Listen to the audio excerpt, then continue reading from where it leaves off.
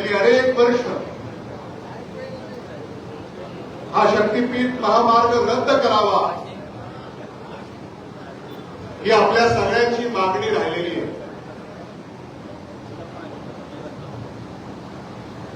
आम्ही सगळ्यांनीच लोकसभेमध्ये असेल, विधानसभेमध्ये असेल, मंत्रालयात असेल, रस्त्यावर असेल, चौकात असेल,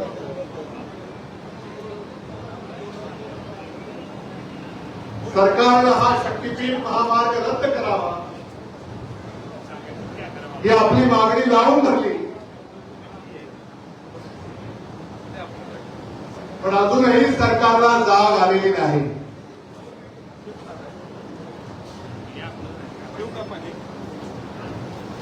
महायुतीचं सरकार, महाविकास आघाडीचं सरकार पाडून सत्तेवर आलं. महाराष्ट्राचे तत्कालीन मुख्यमंत्री एकनाथ शिंदे यांनी तर कोल्हापूरला जाहीर केलं की शक्तीपीठ महामार्ग मी रद्द करतोय. एकदा महायुतीच्या मुख्यमंत्र्यांनी हा शक्तीपीठ महामार्ग रद्द करतोय म्हणून घोषणा केल्यानंतर पुन्हा हा शक्तीपीठ महामार्ग साकारण्याचा जो अट्टहास अलीकडचं महायुतीचं सरकार करत आहे, का करत आहे याचं काही थोडं अजून उलगडलेलं नाही. आज आपण एवढ्या मोठ्या संख्येनं या ठिकाणी सामील झालेले आहोत. व्यासपीठावरचे सारे नेते लोकसभेमध्ये यांनी प्रतिनिधित्व केलेलं आहे, विधानसभेमध्ये यांनी प्रतिनिधित्व केलेलं आहे. लोकसभेमध्ये विधानसभेमध्ये आवाज उठवून सुद्धा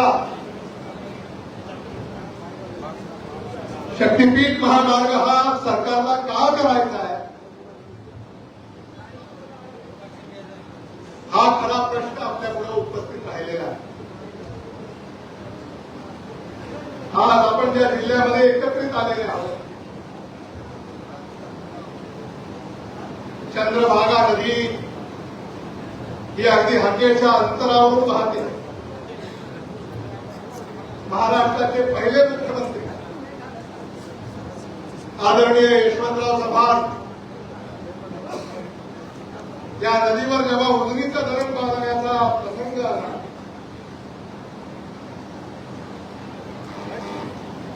तेव्हा आदरणीय यशवंतराव चव्हाण साहेबांनी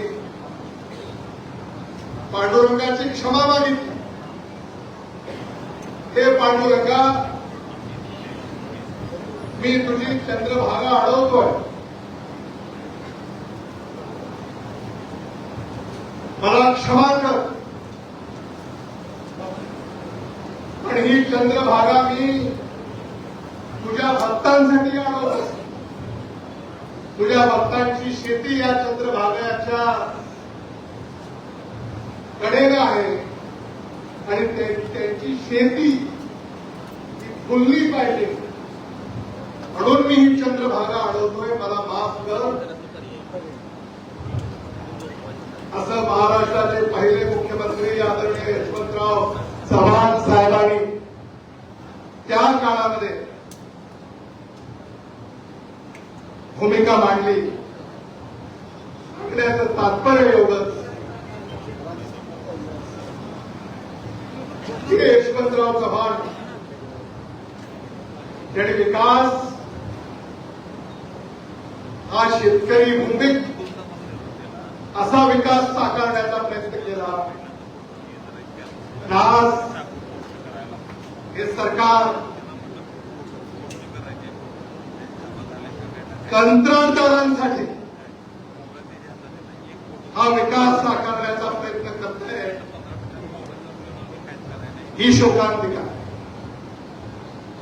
आणि म्हणून शक्तीपीठ ज्याला जे नाव दिलं आहे,